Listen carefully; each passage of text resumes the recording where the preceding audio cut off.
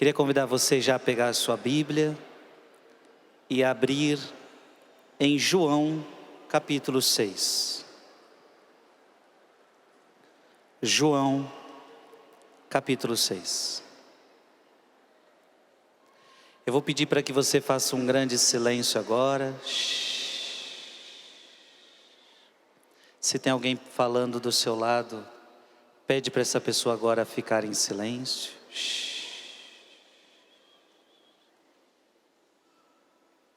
Faz um silêncio. Você que está chegando, vai se assentando.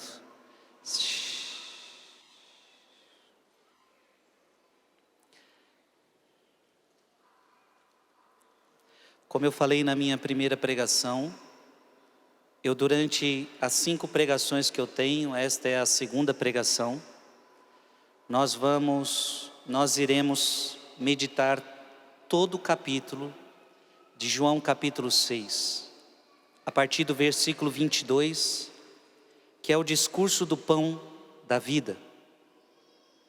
Jesus faz um importante discurso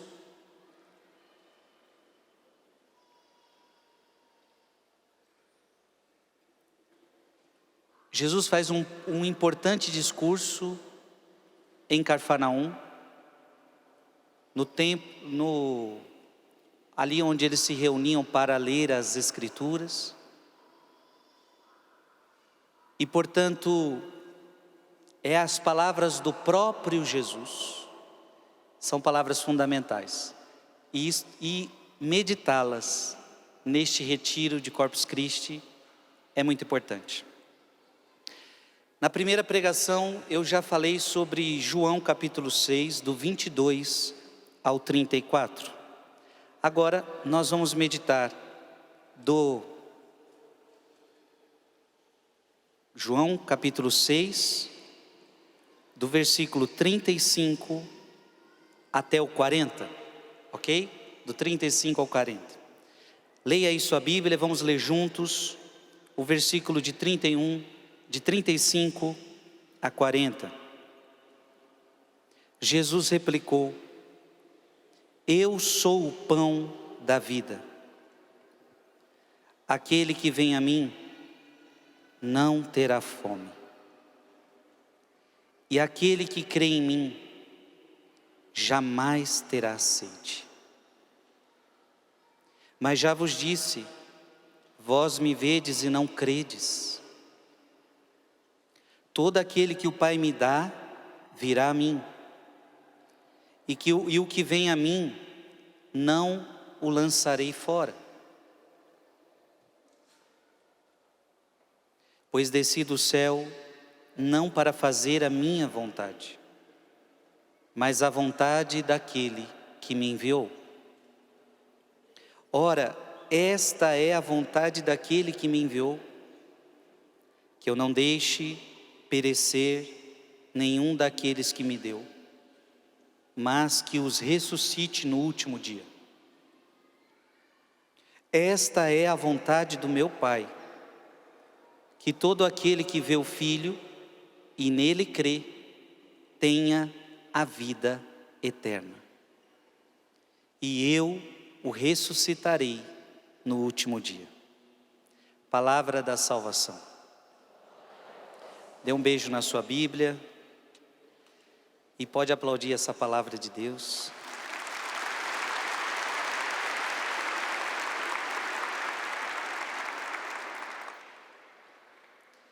Jesus vai falar sobre o grande discurso do pão da vida. Preste atenção. Até agora, a humanidade só conhece o pão material.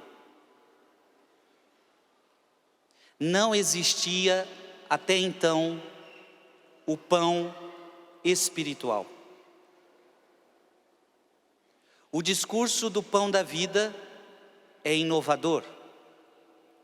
O discurso do pão da vida é forte. E nós vamos entender isso só na última pregação. O quão forte foi esse discurso. E vemos que ele é forte pelo que ele causou nas pessoas que escutavam. Então até agora, a humanidade conhecia somente o pão material.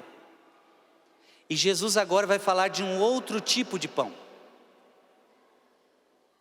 E eu preciso já fazer com que você entenda que a palavra pão, na Sagrada Escritura, ela pode ter no mínimo 3 significados. A palavra pão na Bíblia pode significar o pão que você come. Jesus multiplicou os pães, eles comeram. É pão de verdade. É pão da padaria. Jesus multiplicou o pão material, o pão que a gente come. E ali, ele deu esse pão para muitas pessoas que precisavam comer. Na Sagrada Escritura, nós temos o significado do pão material. Mas na Bíblia também, quando se fala de pão, pode ser o pão da palavra. Mateus, capítulo 4, versículo 4. Jesus responde ao demônio: não só de pão vive o homem, mas de toda palavra que sai da boca de Deus. E portanto, na Bíblia, pão pode significar o pão material. Na Bíblia, o pão pode significar a palavra de Deus, a palavra de Deus que nos alimenta. Mas agora, em João capítulo 6, Jesus vai inaugurar algo que eles desconheciam. Porque o pão, como pão material, todo mundo já conhecia. O pão, como pão da palavra, Jesus recorda de Deuteronômio. E portanto, já era conhecido também a palavra como alimento. A palavra que me alimenta. Agora, o que vai ser inaugurado hoje, eles desconheciam. Porque Jesus não vai falar agora do pão material. Jesus agora não vai falar do pão da palavra. Jesus vai falar de um outro significado para o pão. E este vai ser difícil de eles compreenderem. Vamos recordar um pouquinho do que a gente viu ontem na pregação. João capítulo 6, versículo 27. João capítulo 6, versículo 27. Aquele povo está procurando Jesus para que Jesus faça mais uma vez o milagre dos pães. E Jesus começa a falar para eles: vocês estão me procurando porque vocês querem comer mais pão? Era isso que eles queriam. Eles queriam mais pão. Devia ter uma conversinha entre eles dizendo assim: você viu que o homem multiplicou pão? E o pão era bom, hein? É o melhor que a gente compra lá na padaria. Você já pensou o poder que esse homem tem? Eu nunca precisaria mais gastar dinheiro com pão. Que tal a gente pedir para ele fazer mais milagre do pão? A gente não precisa mais comprar pão. Portanto, a ida para Jesus era uma ida muito interesseira. Queriam que Jesus fizesse mais vezes o milagre do pão. E Jesus responde a eles dizendo no João capítulo 6, versículo 27. O que está escrito aí?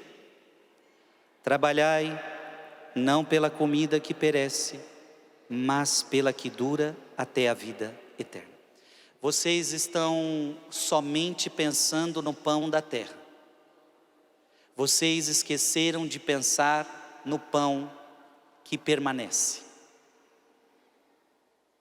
Você come deste pão e você volta a ter fome. Você come deste pão e você volta a ter fome. Por quê? Porque este pão é passageiro. Porque quem come deste pão perece. Vocês devem começar a trabalhar por um alimento que dura, que não perece, mas que dura até a vida eterna. Diga comigo: um alimento que dura até a vida eterna. Você pode ter certeza. O que você comeu no seu café da manhã gostoso hoje aqui na Canção Nova? O que você comeu? Uma frutinha, um pãozinho, um pão de queijo. Eu não sei o que você comeu, mas esse alimento que você comeu hoje ele não dura até a vida eterna. Ele dura até chegar na fossa. Como Jesus fala, nada que a gente come é impuro, mas quando a gente come, aquilo que a gente come vai à fossa. Então o alimento que você comeu agora, ele não vai durar até a vida eterna. Deu para entender isso, sim ou não? Ele dura até pode falar para quem está do seu lado, dura até a fossa.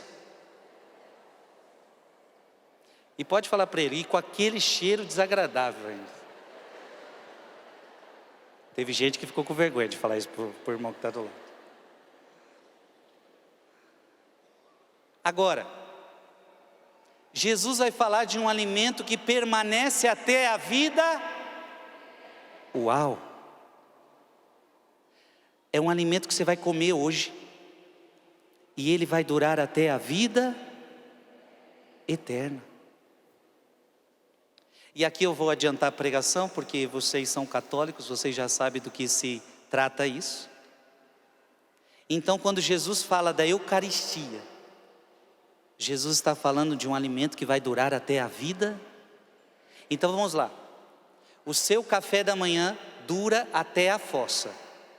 O teu almoço dura até a fossa. Mas a Eucaristia que você vai comungar hoje na missa, temos missa ou não depois dessa pregação?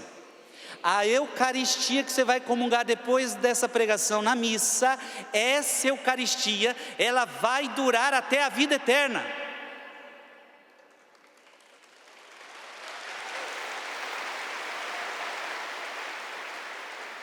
Olha que bonito isso.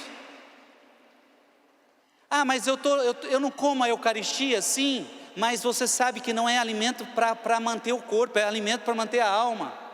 E o alimento para manter o corpo dura até a fossa. A Eucaristia não é assim, porque não é alimento para o corpo, a Eucaristia é alimento para a alma. E Jesus está falando isso para eles agora. Vocês estão buscando pão material, mas eu quero que vocês entendam que o pão material perece. Eu quero que vocês entendam que a partir de agora nós vamos inaugurar um pão que não perece, que dura até a vida eterna. Só que eles não estão compreendendo, nós vimos isso ontem. Eu estou fazendo ainda um resumo de ontem. Versículo 33. João capítulo 6, versículo 33. O que está escrito aí? Porque o pão de Deus é o pão que desce do céu e dá vida ao mundo. O pão de Deus é o pão que desce do céu e dá vida ao mundo. E aí, versículo 34, disseram-lhe eles: dai-nos sempre deste pão. E quando eles falam dai-nos sempre deste pão, eles estão falando de alimento espiritual ou estão falando de alimento material? Eles estão querendo o pão da padaria, que agora viram Jesus com a capacidade de fazer este milagre. Então eu quero que você diga comigo: dai-me sempre deste pão. Diga mais forte: dai-me sempre deste pão. Dai-me sempre deste pão. E para você quando fala isso, você está sabendo já o que você está falando. Eu quero o pão espiritual. Eu quero a Eucaristia. Essa pregação é para os que já comungam, para que comunguem melhor, sabendo que estão comungando. E para aqueles que não comungam, é para que desperte em você o desejo de comungar Jesus na Eucaristia. Que essa pregação desperte nas pessoas que não comungam o desejo de comungar. Nós sabemos que para comungar é preciso ter devidas condições. E se você não comunga, provavelmente seja porque não está de acordo com as diretrizes que você já conhece, não é o tema da minha pregação. Mas que essa pregação desperte em você o desejo de comungar. Amém? Vamos agora para a pregação de hoje. E o tema dessa pregação é: Jesus é o pão da vida. Versículo 35. Jesus replicou. Veja, eles estão pedindo pão material. E aí Jesus responde para eles como? Eu sou o pão da vida. Aquele que vem a mim não terá fome. Olha a resposta de Jesus. Aquele que crê em mim jamais terá sede. Então preste atenção no que está acontecendo. Eles estão pedindo pão material, e Jesus agora vai falar de um outro tipo de pão que eles desconhecem. Esse pão de vocês voltam a ter fome. Vocês almoçaram, e daqui a pouco nós vamos precisar tomar alguma coisa à noite para dormir, porque a gente vai sentir fome daqui a pouco. Amanhã você vai precisar tomar café, vai acordar com fome. Vai precisar almoçar, vai estar com fome. Veja, o alimento material não sacia a sua fome por completo. Você precisa comer todos os dias. Eu sou o pão da vida. Quando você come de mim, você está com fome de felicidade. Quando você come de mim, você está com fome de alegria. Quando você come de mim, você tem fome de fé.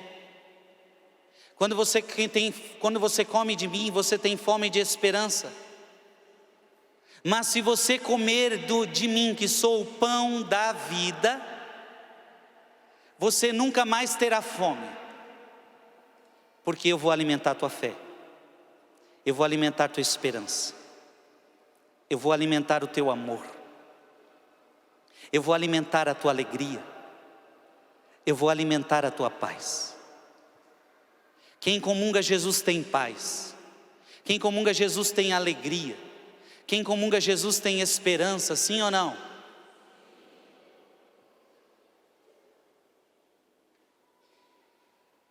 Você quando come o alimento espiritual, ou melhor, você quando come o alimento corporal,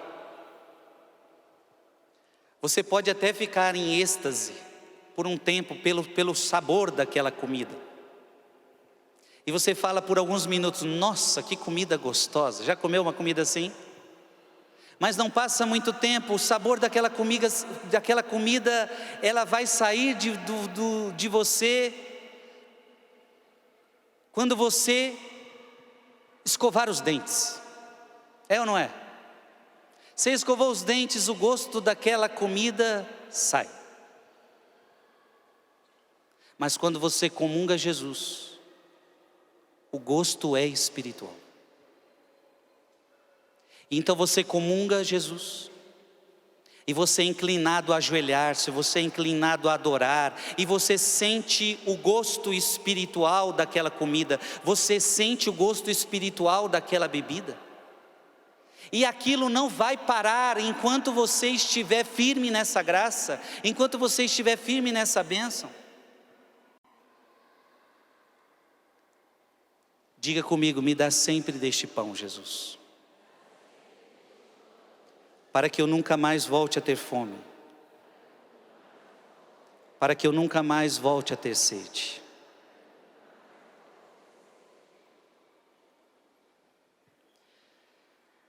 Santo Inácio de Antioquia: não faleis de Jesus Cristo enquanto desejais o mundo. Não encontro prazer em alimento corruptível ou nas prazeres desta vida. Qual é o ensinamento que Jesus começou a dar para nós? Trabalhai não pelo alimento que perece, mas pelo alimento que não perece. Você só vai conseguir desfrutar do pão espiritual quando você se desfazer dos desejos carnais. Quando você se desfazer dos desejos do mundo. Dá para entender isso, sim ou não? Guarda aí na sua palavra João capítulo 6, e vamos até João capítulo 1 João, capítulo 2, versículo 15, até versículo 17. 1 João, capítulo 2, versículo 15 a 17. Já lemos essa palavra ontem, mas vamos ler de novo hoje. Não ameis o mundo nem as coisas do mundo. Se alguém ama o mundo, não está nele o amor do Pai. Veja, se você ama o mundo, não está em você o amor do Pai. Então, como é que eu vou saborear o pão de Deus, se eu ainda amo o mundo?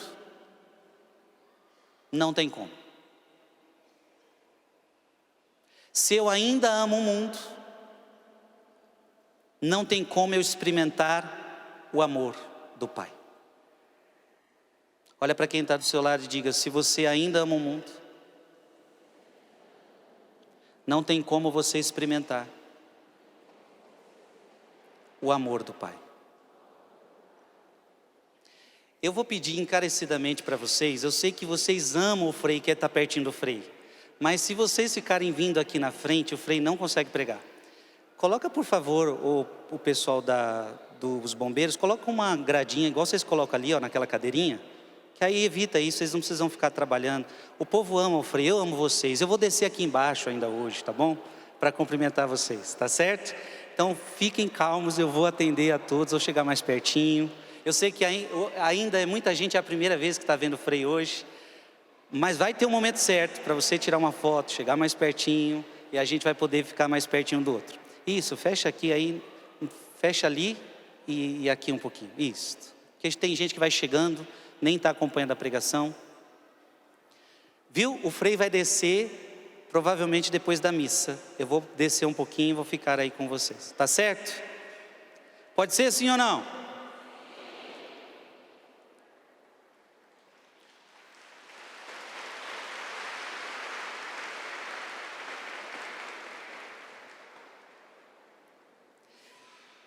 Se você tiver amor ao mundo,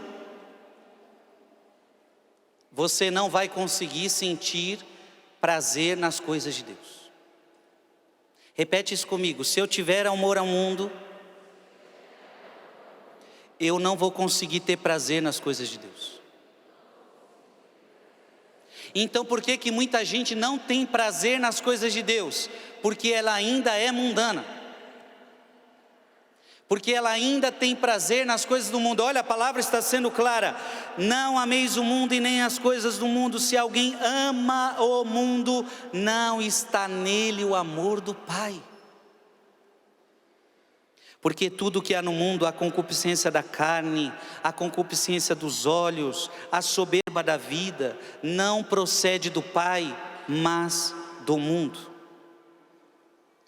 Versículo 17: o mundo passa com as suas concupiscências, mas quem cumpre a vontade de Deus permanece eternamente. Diga comigo: o mundo passa, mas quem cumpre a vontade de Deus permanece para sempre. Cirilo de Alexandria, em suma, Jesus está dizendo: eu sou o pão da vida. Não pão corporal, que apenas alimenta o sofrimento físico causado pela fome, mas antes aquele pão que refaz todo ser vivente para a vida eterna.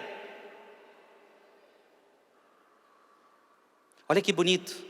Ele refaz todo ser vivente para a vida eterna. O ser humano que fora criado para a vida eterna, agora recebe o poder sobre a morte. Você foi criado para a vida eterna.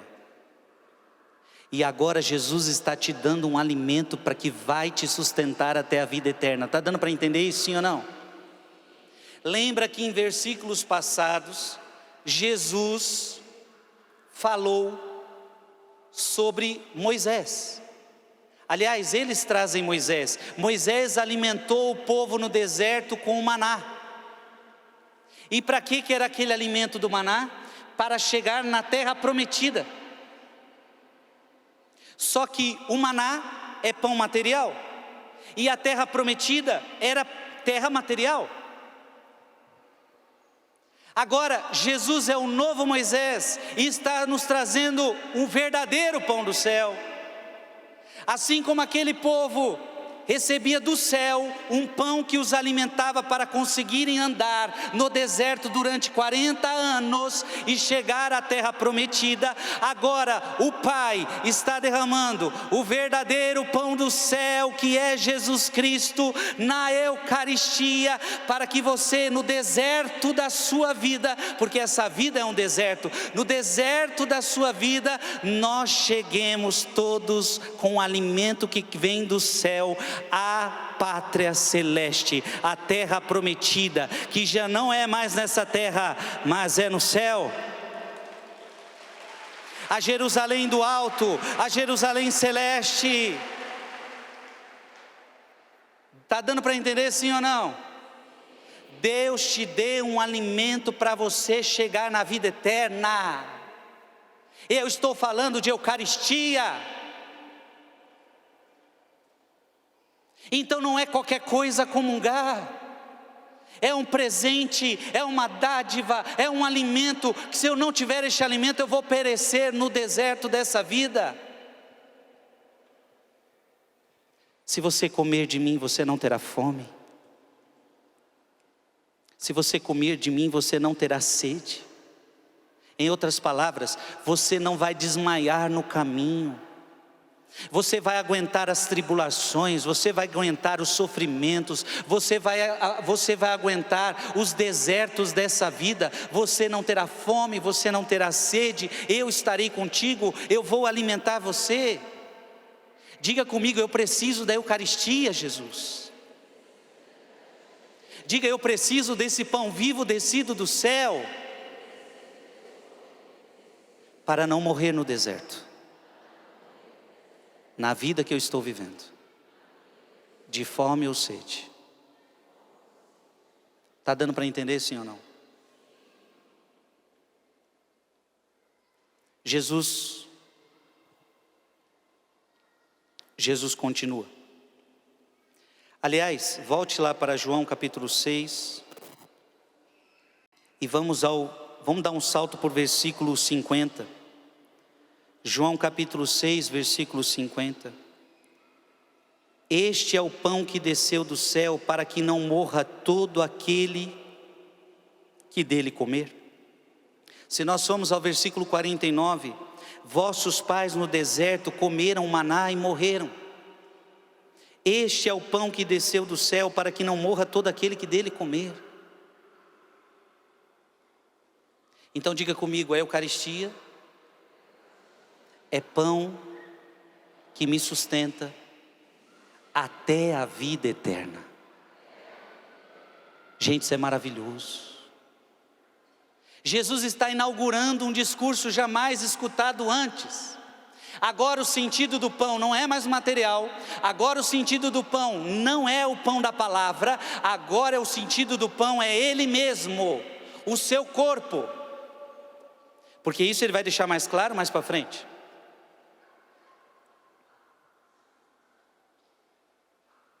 Aliás, já vamos ver.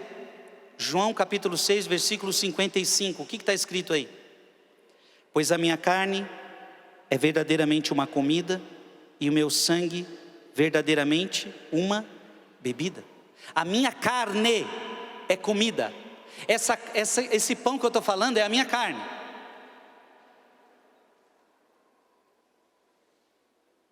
Essa bebida que eu estou falando é o meu sangue.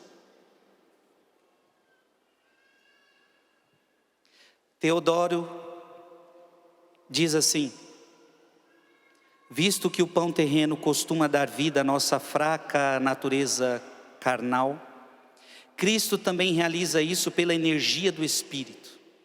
Então, assim como o pão material traz energia para o seu corpo, assim também o corpo de Cristo vai vivificar o seu espírito, preservando o corpo para a incorrupção, incorruptível após a ressurreição. A Bíblia diz que o teu corpo um dia vai ressuscitar. Só que você só vai ressuscitar para a vida eterna se você for alimentado para a vida eterna.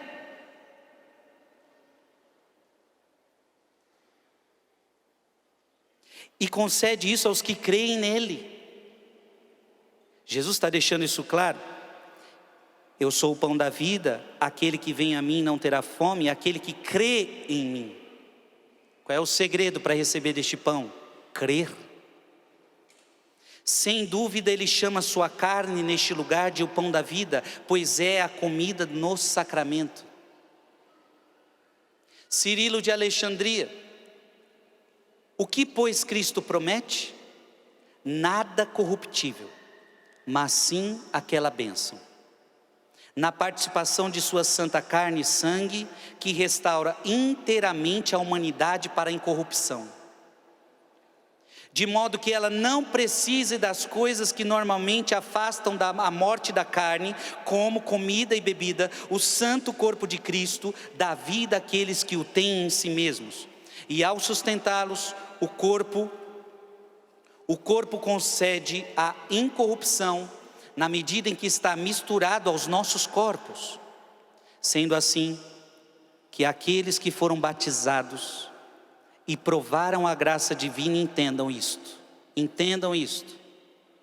Se são lentos ou relutantes em ir à igreja, quantas pessoas lentas para ir à igreja? Relutantes.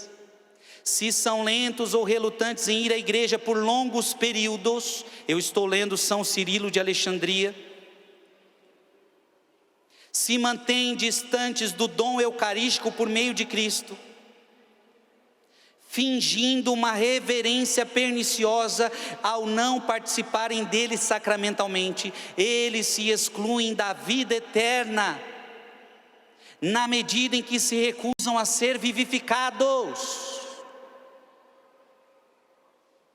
Jesus está falando de alimento espiritual, sim ou não? Só que tem gente que se recusa. E se você se recusa a ser vivificado, você vai se recusando à vida eterna.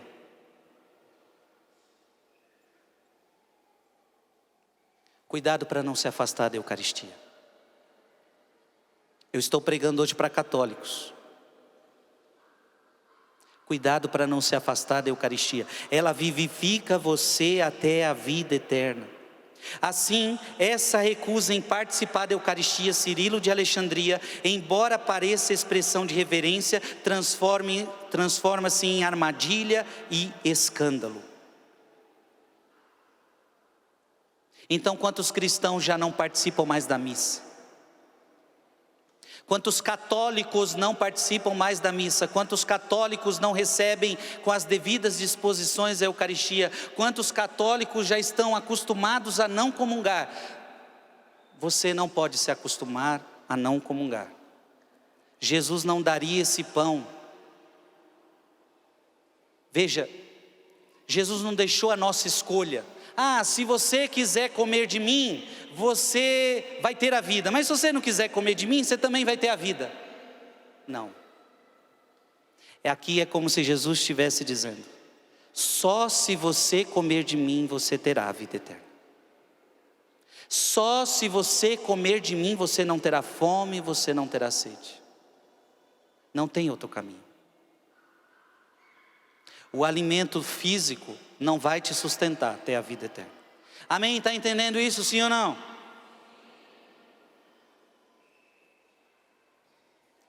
Santo Ambrósio, ele diz que Cristo é um rico tesouro.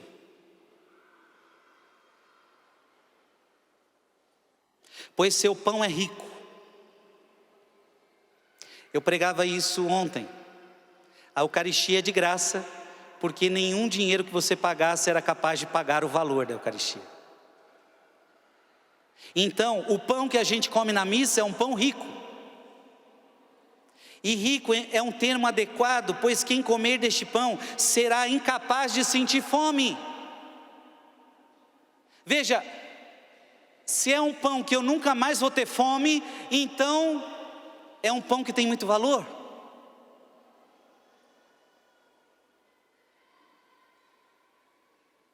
Eu não posso ficar sem esse pão. Eu descobri, gente, isso que eu estou pregando para vocês hoje, quando eu tinha apenas 14 anos de idade. Quando eu descobri isso, sabe o que aconteceu na minha vida? Mudou uma chave. Até então, eu começava no início da minha conversão, com 11 anos, 12 anos, eu comecei a missa todos os domingos. 12 anos ali, comecei a missa todos os domingos. Mas com 14 anos, quando eu entendi essa palavra, eu mudei uma chave. Eu falei, se eu posso ir na missa todo dia, e se a Eucaristia é tão boa assim, por que eu vou esperar todo domingo? Se eu posso. Eu não sei você, mas eu podia ir na missa todo dia. Então com 14 anos eu me decido a ir na missa todos os dias. E dos meus 14 anos até hoje, os 38 anos de idade, eu vou à missa todos os dias para comungar o pão vivo descido do céu. Porque eu mereço? Não. É justamente porque eu preciso. Porque eu sou santo? Não. É justamente porque sou pecador. É justamente para não desmaiar no caminho. Se não fosse a Eucaristia, Frei Gilson já tinha desmaiado. Eu já teria desmaiado de fome. Eu já teria desmaiado de sede. É muita tribulação, é muito sofrimento, é muita coisa que já aconteceu. Mas eu tenho certeza que o que me sustentou ao longo desses anos, e vai me sustentar até a vida eterna, é a comunhão. E no meu caso, não sei o seu, mas no meu caso, diária. Diária.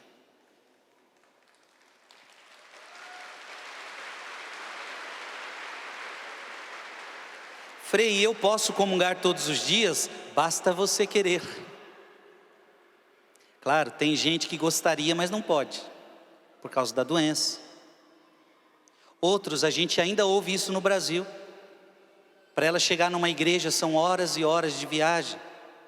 O padre vai ali uma vez por ano, uma vez a cada 6 meses. É triste a situação de muita gente ainda.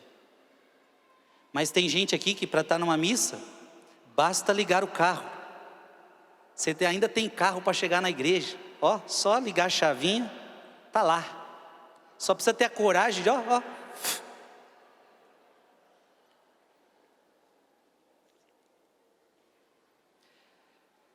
João capítulo 6, versículo 37. Veja que no versículo 36, Jesus está falando com eles. Mas já vos disse, vós me vedes e não credes. Qual é o problema daquele povo? Eles não estavam crendo. Para comungar a Eucaristia precisa crer. Porque se você não crer, para você não significa nada o que você está comungando. Versículo 37. Todo aquele que o Pai me dá virá a mim, e o que vem a mim não lançarei fora.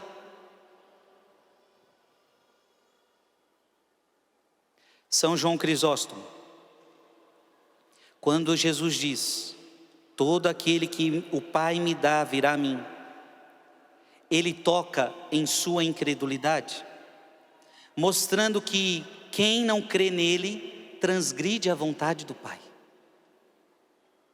Quem não crê em Jesus, transgride a vontade do Pai. De modo velado mostra que os incrédulos não somente divergem dele, mas também do Pai. Porque o que esse povo dizia? Nós obedecemos o Pai. Jesus está mostrando para eles que se vocês obedecessem o Pai, vocês creriam em mim. Mas vocês não creem em mim, então vocês não obedecem ao Pai. Pois se este é o Filho da sua vontade, e se esta é a razão de sua vinda, ou seja, a de salvar o mundo todo, qual é a razão da vinda do Filho de Deus? É salvar o mundo todo. Então aqueles que não creem, transgridem a vontade dele. Ora, se o Pai mandou o seu Filho, e isso nós vemos em João capítulo 3, versículo 16. João capítulo 3, versículo 16. Com efeito de tal modo, Deus amou o mundo. Aqui é o Pai. De tal modo Deus amou o mundo que enviou o seu Filho único, para que todo que nele crer não pereça, mas tenha vida eterna. Veja, todo aquele que nele crer não pereça, mas tenha a vida eterna. Diga comigo, todo aquele que nele crer não pereça, mas tenha a vida eterna. Então o que Jesus está falando? Todo aquele que o Pai me dá, virá a mim. Jesus está atacando a incredulidade deles. Se vocês não creem, vocês não estão fazendo a vontade do Pai. Está dando para entender, sim ou não? Quando, portanto, ele diz que o Pai conduz alguém, nada impede que essa pessoa venha a Jesus. Se eu não fui até Jesus é porque o Pai não me conduziu a Ele? Cuidado. Quando diz conduzir até Jesus, o Pai conduz até Jesus, não significa que a pessoa também não possa vir até Jesus. A fé em mim, ele aqui insinua, não é coisa comum ou que venha do raciocínio humano, mas exige uma revelação do alto. Quando Jesus está dizendo que vem a mim o que o Pai traz, Jesus está querendo dizer que a fé só vem por meio do Pai. Não é processo seu, não é crer, não é mérito nosso. Crer é mérito, é dom do alto. E ele estabelece isso ao longo de todo o seu discurso, mostrando que essa fé requer uma alma nobre, conduzida por Deus. Olha que bonito isso, gente.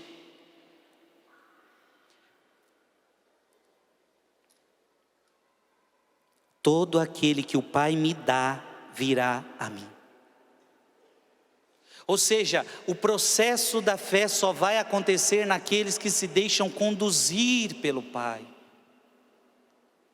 O processo da fé só vai acontecer naqueles que se deixam conduzir por Deus. Então, São João Crisóstomo ainda continua. A expressão que o Pai me dá mostra que não é algo acidental, a pessoa crer ou não. Tanto faz crer ou não. Aliás, é o que a gente vê no mundo de hoje. Vemos ou não vemos já? Tanto faz crer ou não. É claro, a nível de liberdade você pode crer ou não. Isso sem dúvida. Aquele que não crê precisa respeitar aquele que não crê. Ou melhor, aquele que não crê deve respeitar aquele que crê. Aquele que crê deve respeitar aquele que não crê. Está tudo tranquilo. Só que não é a mesma coisa crer e não crer. Que eu tenho que respeitar quem não crê, isso é desde que eu me entendo por gente. Eu que creio tenho que respeitar os que não creem, e os que não creem têm que respeitar quem crê, sim ou não? Diga para a pessoa que está do seu lado, isso significa só civilidade. Isso significa só educação. Respeito. Quem crê, respeita quem não crê. E quem não crê, respeita quem crê. Está tão difícil isso nos dias de hoje. Agora, dizer que crer e não crer é a mesma coisa, eu também não posso dizer. Porque a palavra de Deus, vamos para João 3 de novo. Crer e não crer é a mesma coisa? Claro que não. Jesus falou no versículo 17. João capítulo 3, versículo 17. Pois Deus não enviou o Filho ao mundo para condená-lo, mas para que o mundo seja salvo por ele. E aqui vai a resposta. Crer e não crer é a mesma coisa? Vamos ver o que Jesus fala no versículo 18. Quem nele crê não é condenado. Se eu crer nele, em Jesus, eu não sou condenado. Mas quem não crê já está condenado, porque não crê no nome do Filho único de Deus. Eu pergunto para vocês, crer e não crer é a mesma coisa? A Bíblia está dizendo que aquele que crê não é condenado, aquele que não crê já está condenado. Portanto, respeito sempre, mas dizer que é a mesma coisa também não dá. Tanto faz e tanto fez crer ou não crer. Se a gente começa a viver uma vida assim, uma vida de fé assim, daqui a pouco a gente fala assim: tanto faz ou tanto fez ir na missa, tanto faz ou tanto fez comungar. Não! Se eu vou na missa, é porque eu preciso da missa, tem algo de especial ali. Eu tenho salvação para mim ali. Se eu comungo, é porque tenho salvação para mim ali. Se eu me confesso, é porque tem salvação para mim na confissão. Porque se tudo é a mesma coisa, se tanto faz e tanto fez, então para que rezar? Para que se confessar? Para que ir para uma missa? Para que comungar?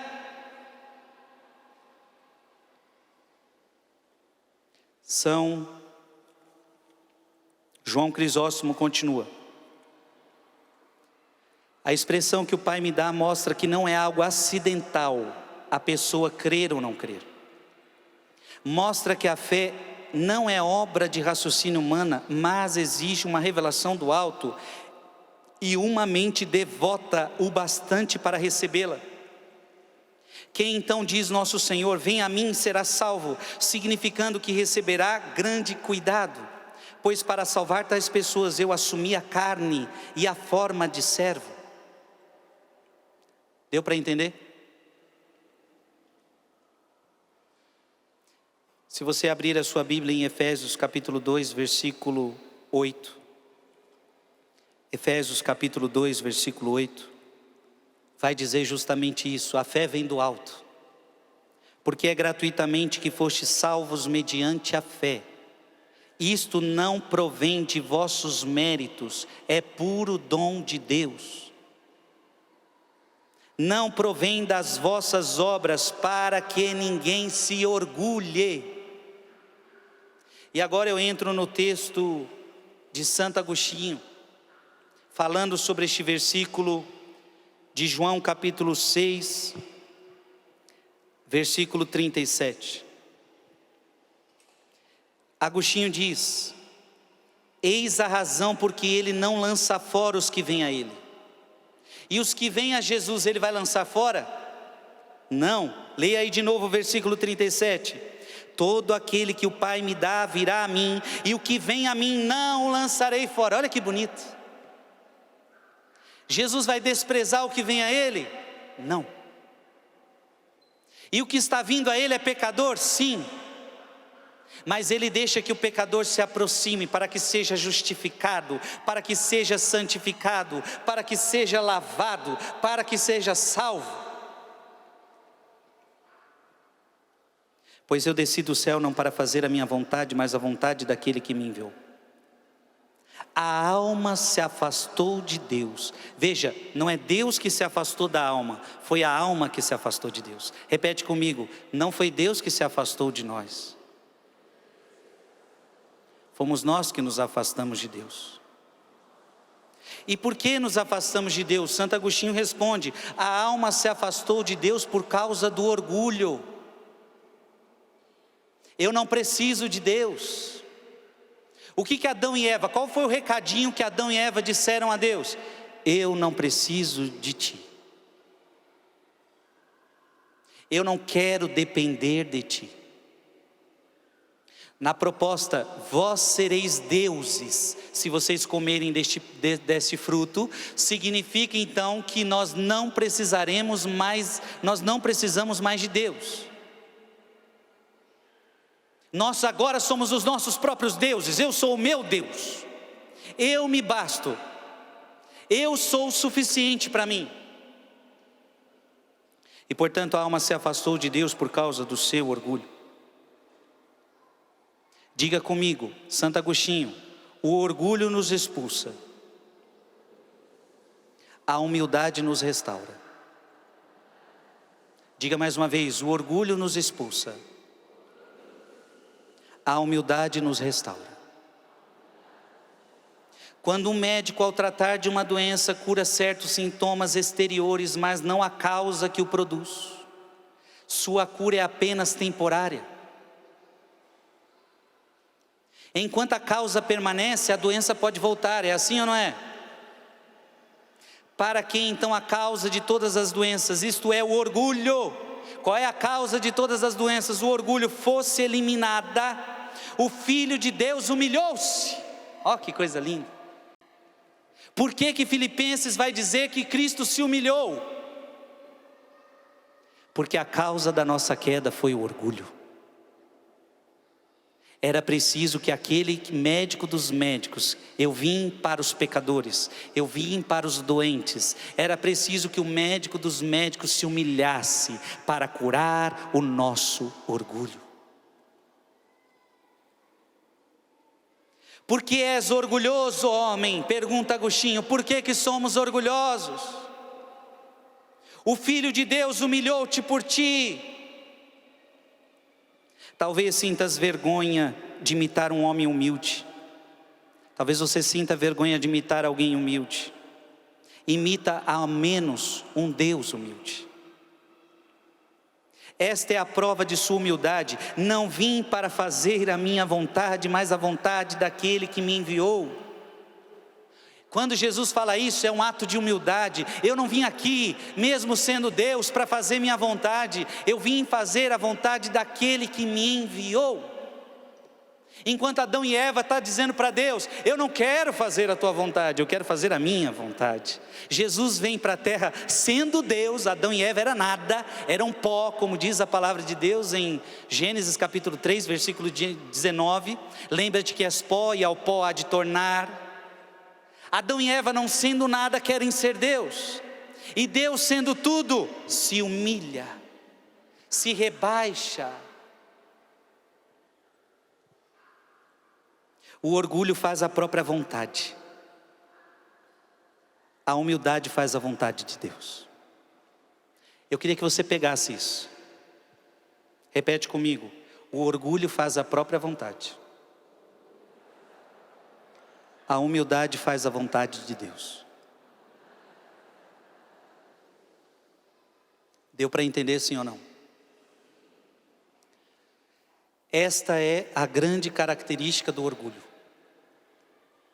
O orgulhoso quer fazer sempre a sua vontade.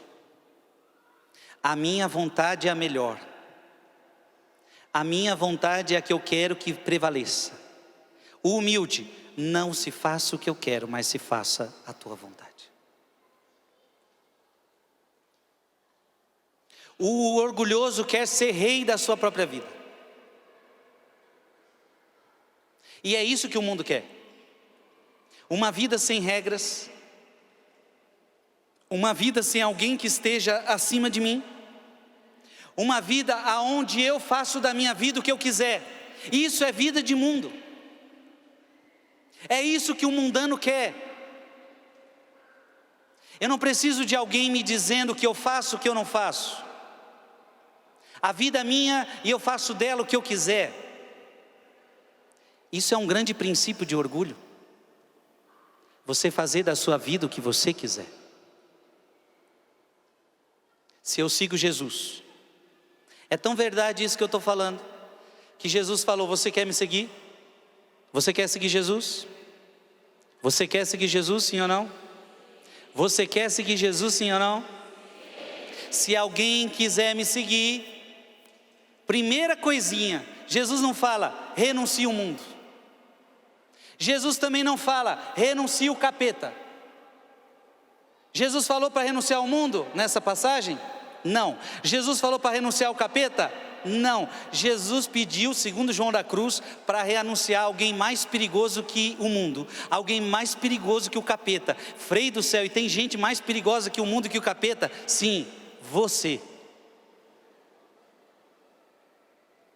Quem diz isso é João da Cruz, dizendo que nós temos 3 inimigos. João da Cruz vai dizer que nós temos como inimigo o mundo, o demônio e a carne. Dos 3, o mais perigoso não é o mundo. O mundo não é o mais perigoso. O demônio é o mais obscuro, mas não é o mais perigoso. O mais perigoso é a nossa própria carne. É as nossas próprias vontades. É o nosso ego. Portanto, aquele que quer seguir Jesus deve fazer a vontade do Pai. Eu vim para fazer a tua vontade, não a minha vontade. Jesus no Getsêmani: Pai, afasta-te de mim este cálice, esta é minha vontade, mas não faça o que eu quero, faça a tua vontade. E a vontade do Pai é que ele fosse para a cruz. E então Jesus vai para onde? Para a cruz.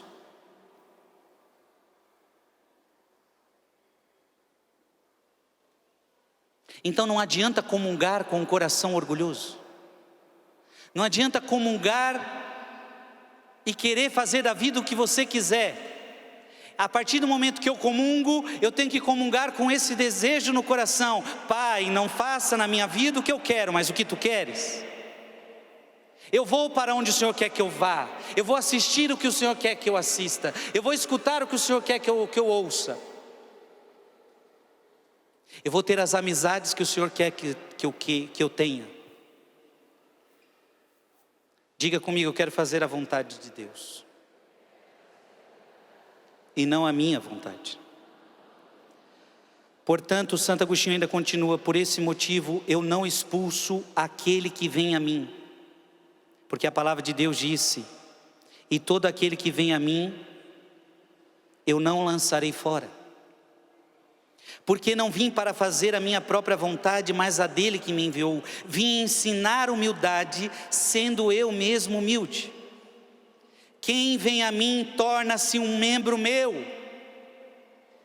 Tal pessoa é necessariamente humilde, porque não faz a sua própria vontade, mas a vontade de Deus, e por isso essa pessoa não é expulsa.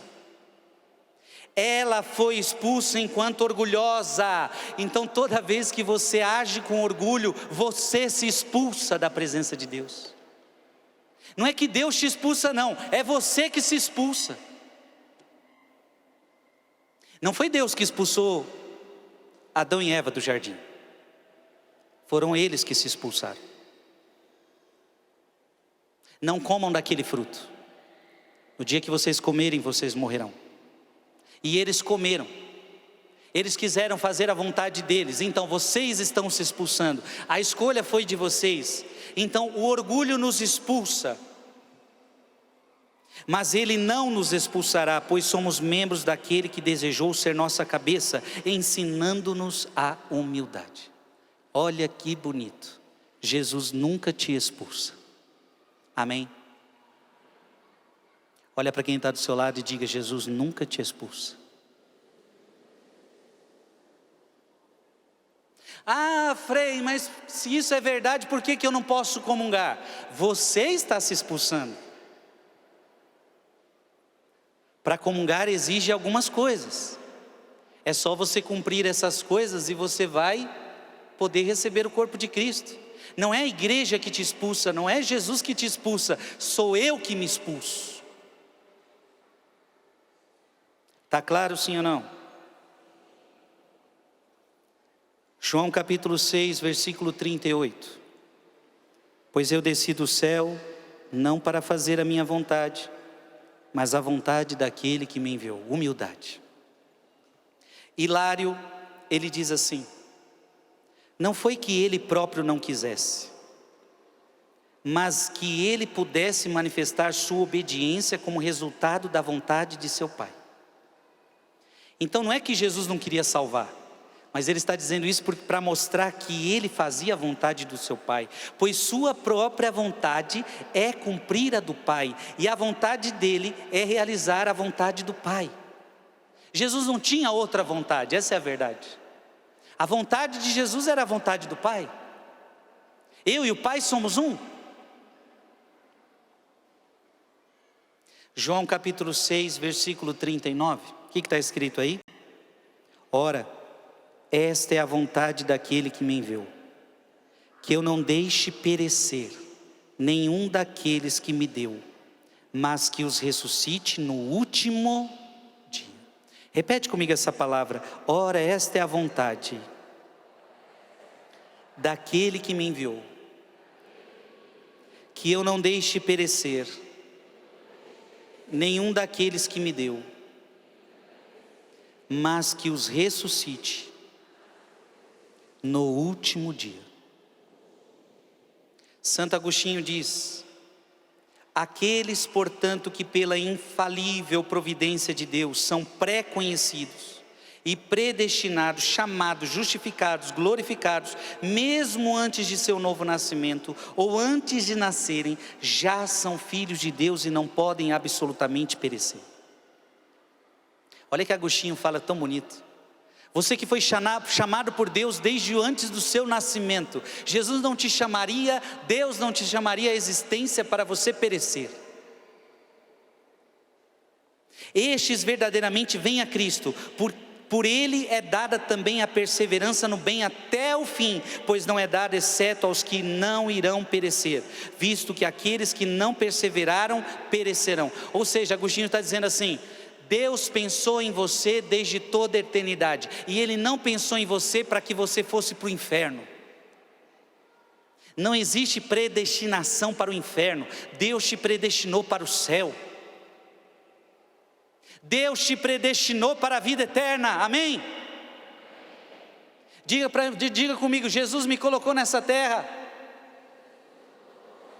para eu ir ao céu. É para isso que eu nasci, para ter um dia a vida eterna. Quem não vai receber a vida eterna? Aqueles que não quiseram. Porque o Pai, a palavra está clara, o Pai vai trazer você a mim, e eu não vou rejeitar você. Porque Jesus poderia ser diferente a palavra, o Pai vai mandar um monte de gente para mim, só que eu vou escolher quem eu quero e quem eu não quero. Se eu for com a cara, eu aceito, se eu não for com a sua cara, eu não aceito. É isso que a palavra está dizendo? Não, todos os que o Pai mandar para mim, eu não jogarei fora. Eu aceitarei todos vocês. Diga obrigado, Jesus, porque o Senhor me aceita, mesmo eu sendo pecador. São João Crisóstomo, ou melhor, vamos ler o versículo 40. Esta é a vontade de meu Pai, que todo aquele que vê o Filho e nele crê, tenha a vida eterna. E eu ressuscitarei no último dia. Olha que bonita essa palavra, gente. Esta é a vontade de meu Pai. E se é a vontade do meu Pai, é a minha. Que todo aquele que vê o Filho e nele crê, tenha a vida eterna. E eu ressuscitarei no último dia. São João Crisóstomo, ele diz então: não vim fazer senão o que o Pai quer, pois não tenho outra vontade distinta do meu Pai. O que o Pai quer, então eu também quero. O Pai quer salvar a todos, eu quero salvar a todos. O Pai quer colocar todos na vida eterna, eu também quero colocar todos na vida eterna. O Pai quer ressuscitar todos no último dia, eu também quero. Santo Agostinho, ele disse duas coisas: esta é a obra de Deus, que creiais naquele que Ele enviou. Enquanto aqui acrescentou: quem vê e crê. Diga comigo: quem vê e crê. Eu não sei se você prestou atenção na palavra, mas aqui está escrito assim: esta é a vontade de meu Pai, que todo aquele que vê o Filho, diga comigo, todo aquele que vê o Filho e crê, tem a vida eterna. Então a Bíblia está falando que você precisa de duas coisas para ter a vida eterna. Primeiro precisa ver e depois precisa crer. A pergunta que eu faço é: você crê em Jesus, sim ou não? Agora essa é mais difícil: você já viu Jesus, sim ou não? Como é que você vai ter a vida eterna se você nunca viu Jesus? Porque a palavra de Deus está dizendo que não basta crer, é preciso ver. Agostinho vai dizer: os judeus viram, mas não creram. Tinha uma das condições, faltava-lhes a outra. Não basta ver, é preciso crer. Como poderiam obter a vida eterna sem a outra? O motivo de aqueles que viram não obterem a vida eterna foi porque também não creram. Se assim é, e quanto a nós que cremos, mas não vimos. Agora Agostinho chega em nós. E quanto a nós que cremos, mas não vimos. Se são essas duas coisas que produzem a vida eterna, ver e crer, o que falta a uma delas não pode obter a recompensa da vida eterna, o que faremos nós? Os judeus que o viram, faltavam com uma das condições, e nós com a outra. Os judeus viram e não creram, e nós cremos, mas não vimos. Eles tinham visto, mas faltava-lhes crer. Nós temos crido, mas nos falta ver. Ora, quanto a termos crido e não visto, fomos profeticamente declarados bem-aventurados pelo próprio Jesus, quando se dirige a Tomé, um dos 12, quando disse: bem-aventurados serão aqueles que vão crer em mim sem nunca terem visto. Então você crê em Jesus sem nunca ter visto?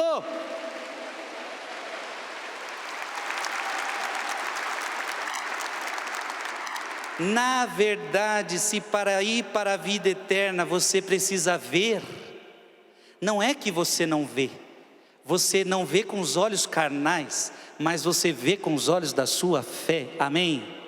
Quando o padre levanta a hóstia na missa, você não vê Jesus, mas a tua fé vê Jesus. É por isso que você se ajoelha. E a palavra que está em 2 Pedro, abra aí sua Bíblia em 2 Pedro,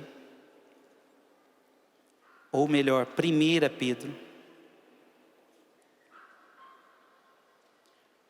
capítulo 1, versículo 8. 1 Pedro, capítulo 1, versículo 8. Este Jesus vós o amais, sem o terdes visto, credes nele sem o verdes ainda, e isso é para vós a fonte de uma alegria inefável e gloriosa, porque vós estáis certos de obter como preço de vossa fé a salvação de vossas almas. Sem ver eu amo, sem ver eu creio, bem-aventurados sois vós que sem ver vocês creem. Então é possível ir para a vida eterna sem ver, mas crendo. Mas não é possível ir para a vida eterna sem crer. Então teve gente que viu e não creu. E teve gente que não viu, mas creu. Então, o ponto que não pode faltar de jeito nenhum é fé, é crer. Amém? 2 Coríntios, capítulo 5, versículo 7 diz: pois caminhamos pela fé e não pela visão. Diga comigo: pois caminhamos na fé e não na visão. Para a gente já ir terminando, Cirilo de Alexandria, ele diz: o Pai então conduz ao Filho, por conhecimento e contemplação dignos de Deus, aqueles a quem decretou dar a graça divina. Então veja que bonito, o Pai dá ao Filho, o Filho os recebe e os vivifica, enxertando o seu próprio bem naqueles que por natureza são propensos a decair, e infundindo neles como uma centelha de fogo, o poder vivificante do Espírito, reformando-os inteiramente para a imortalidade. Mas quando ouves que o Pai os conduz e que o Filho dá poder de renovar a vida àqueles que correm a Ele, não te ponhas em fantasias absurdas, como se cada um devesse fazer individualmente e separadamente o que por natureza cabe a cada um. O Pai coopera com o Filho, e da mesma forma o Filho com o Pai. A nossa salvação e recuperação da morte para a vida é obra, por assim dizer, de toda a Santíssima Trindade. Olha que bonito, o Pai conduz ao Filho, o Filho conduz ao Espírito, e na verdade o Espírito conduz ao Pai e ao Filho. É os três fazendo tudo juntos, a Trindade fazendo uma obra de salvação na sua vida. Porque o que a Trindade deseja é o que está em João capítulo 14, João capítulo 14, versículo 23. Essa palavra a Trindade quer que se realize na sua vida. Respondeu-lhe Jesus: se alguém me ama, guardará a minha palavra, e meu Pai o amará. E nós quem? Pai, Filho e Espírito Santo. E nós viremos a Ele, e nele faremos nossa morada. Deu para entender? O Pai, o Filho e o Espírito Santo fazendo morada dentro de você. Agostinho: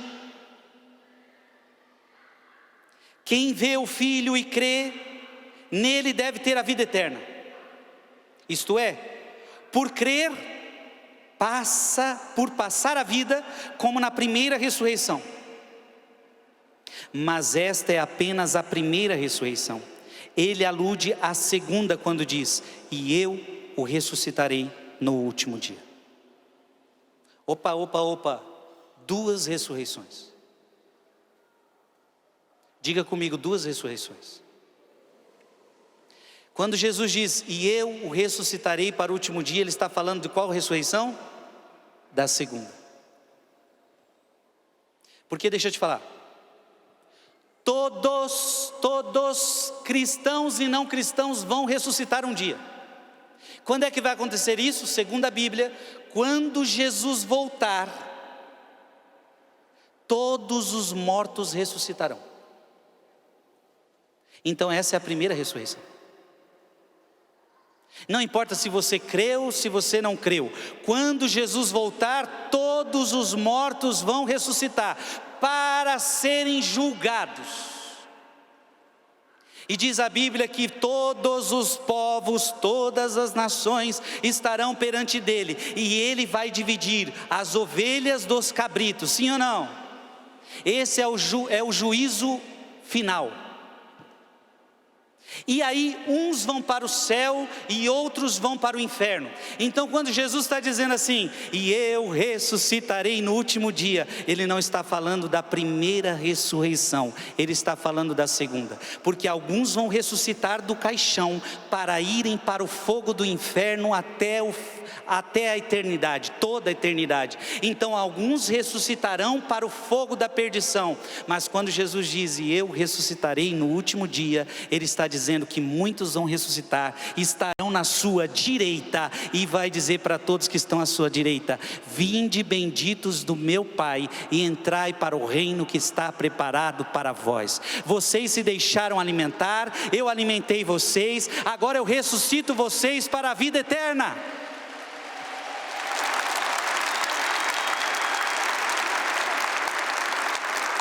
Essa palavra não pode se aplicar a quem está no inferno: e eu ressuscitarei no último dia. Como assim? Pense numa pessoa que está perdida. Não é possível essa palavra se aplicar àqueles que ressuscitam para a condenação. Essa palavra se aplica àqueles que ressuscitam para a vida eterna. Eu sou o pão da vida. Se você comer de mim, você não terá fome, você não terá sede, e eu o ressuscitarei no último dia. Deu para entender essa palavra? Como é que eu vou ficar sem comungar, minha gente? Como é que eu vou ficar sem Jesus? E a última palavra que eu peço para você abrir, já peço para o Ministério de Música começar a cantar para nós. João capítulo 6, versículo 54. Quem come a minha carne e bebe meu sangue tem a vida eterna, e eu o ressuscitarei no último dia. Levanta a sua Bíblia bem alto. Você acredita nessa palavra, sim ou não? Então você vai repetir comigo bem forte, com ela levantada, com a sua Bíblia levantada. Quem come a minha carne, quem come a minha carne e bebe meu sangue, e bebe o meu sangue, tem a vida eterna. Tem a vida eterna. Jesus está falando que você tem. Diga: tem a vida eterna. Tem a vida eterna. E eu ressuscitarei. E eu ressuscitarei no último dia. No último dia. Quem quer viver essa palavra, diga: eu quero. basta você então comungar do pão da vida. Amém? Amém. Dá um beijo nessa palavra e aplaude essa palavra. Eu não sei o que vocês prepararam, mas pode ser aquela. Eu ressuscitarei. Fica em pé. Fica em pé, vai lá. Eu ressuscitarei.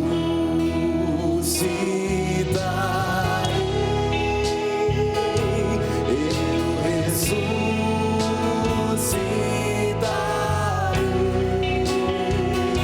Eu ressuscitarei. Que dia? Que dia? No dia final. Ergue teus braços, eu ressuscitarei.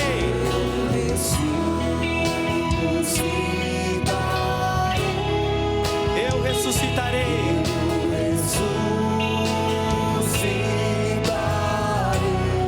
Eu ressuscitarei.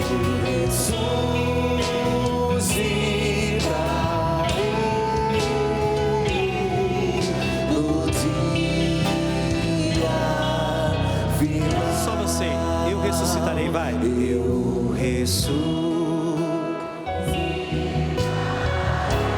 Tá lindo, eu ressuscitarei.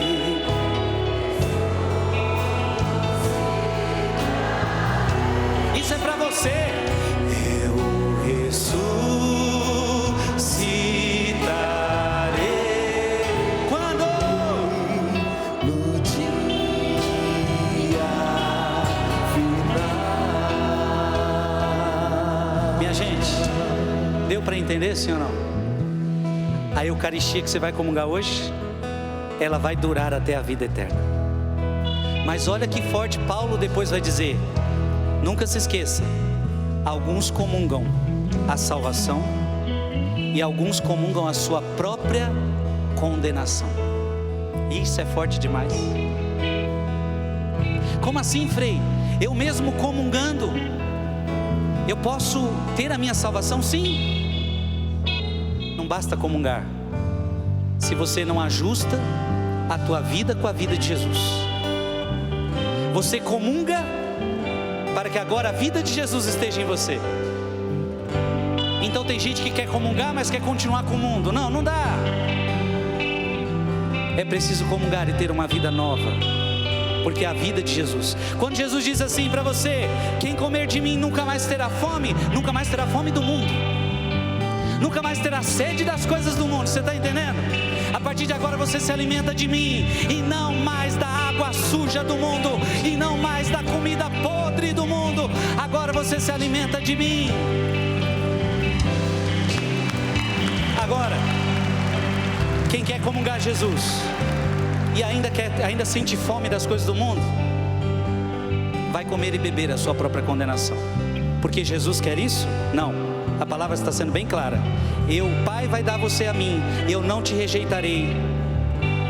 Eu quero te levar até a vida eterna. Eu quero te ressuscitar no dia final. Amém?